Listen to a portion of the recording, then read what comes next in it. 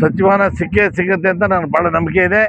ಇವಾಗಲೂ ಕೂಡ ಸುಮಾರು ನಾವು 3 ಸರಿ 4 ಸರಿ ಗೆದ್ದವರು ಸುಮಾರು ಒಂದು 40 ಜನ ಇದ್ದೀವಿ. ನಾವು ಮೊನ್ನೆ 27 ಜನ ಹೋಗಿದ್ವಿ. ಈಗೂ ಕೂಡ ಮತ್ತೆ 5ನೇ ತಾರೀಕು ಸಾಯಂಕಾಲ ಮತ್ತೆ ನಾವೆಲ್ಲ ಡೆಲ್ಲಿಗೆ ಹೋಗ್ತಾ ಇದ್ವಿ.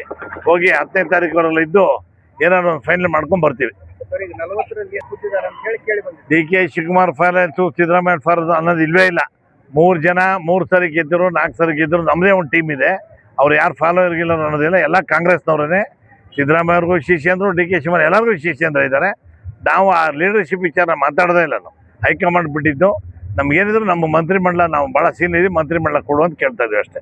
ಇವಾಗ ನಿನ್ನೆ ಒಂದು ಮಲ್ಲಿಕಾರ್ಜುನ್ ಖರ್ಗೆ ಅವರು ಸ್ಟೇಟ್ಮೆಂಟ್ ಕೊಟ್ಟಿದ್ದಾರೆ, ಸಿಎಂ ಬದಲಾವಣೆ ಬಗ್ಗೆ ಒಂದು ಡೇಟ್ ಫೈನಲ್ ಮಾಡಬೇಕಾಗಿದೆ. ಅದೇ ಅವ್ರಿಗೆ ಸಂಬಂಧಪಟ್ಟಿದ್ದು. ನಾವೆಲ್ಲ ಅಂಥ ವಿಚಾರ ನಾವೆಲ್ಲ ಭಾಳ ಸಣ್ಣವನಾಗ್ತೀನಿ. ಕಾಂಗ್ರೆಸ್ ಕಾರ್ಯಕರ್ತನಾಗಿ ಒಬ್ಬ ಶಾಸಕರಾಗಿ ಅವರು ಕೊಟ್ಟಿರುವಂಥ ಸ್ಟೇಟ್ಮೆಂಟ್ಗೆ ನಾವು ಯಾವುದು ಕಾಮೆಂಟ್ಸ್ ಮಾಡೋಕೆ ಸ್ಟೇಜ್ನಾಗ ಇಲ್ಲ. ನಾವು ಅವ್ರು ದೊಡ್ಡವರು, ಅವ್ರು ಯಾವ ಥರ ಹೇಳ್ತಾರೋ ನಾವು ಆ ಥರ ಕೇಳ್ತೀವಿ. ಏನು ಮುಳ್ಳಾಗಿಲ್ಲ. ಯಾವುದಕ್ಕೆ ಮುಳ್ಳಾಗಿತ್ತು? ಯಾವುದಕ್ಕೆ? 2 ಬಣಗಳಿದೆ, ಬಣ ರಾಜಕಾರಣ. ಬಣ ಇಲ್ವೇ ಇಲ್ವಲ್ಲ ಅಂತ ಹೇಳ್ತಿಲ್ಲ. ನಾವು ಮಂತ್ರಿಮಂಡಲ ಕೇಳೋದ್ರೊಳಗೆ ಬಣ ಇಲ್ಲ. ರಾಘವೇಂದ್ರ ಇಟ್ನಾಳು ನಾವೆಲ್ಲ ಸಹೋದರ ಥರ, ನಾವೆಲ್ಲ ಒಂದೇ ಟೀಮು. ಗೊತ್ತಾಯ್ತಾ? ಅವರು 3 ಸರಿ ಇರ್ತಾರೆ. ಅವ್ರಿಗೂ ಸಿಗ್ಲಿ ಅಂತ ನಾನು ಆಸೆ ಪಡ್ತೀನಿ. ಅರ್ಹತೆ ಭಾಳ ಜನಕ್ಕೆ ಇರ್ತದೆ. ಕಾಂಗ್ರೆಸ್ನಾಗ ಅದೃಷ್ಟನೂ ಇರಬೇಕು, ಆಮೇಲೆ ರೀಜನ್ ವೈಸು ಇದು ಇರಬೇಕು. ಹಾಗೆ ಮಾಡ್ತಾರೆ.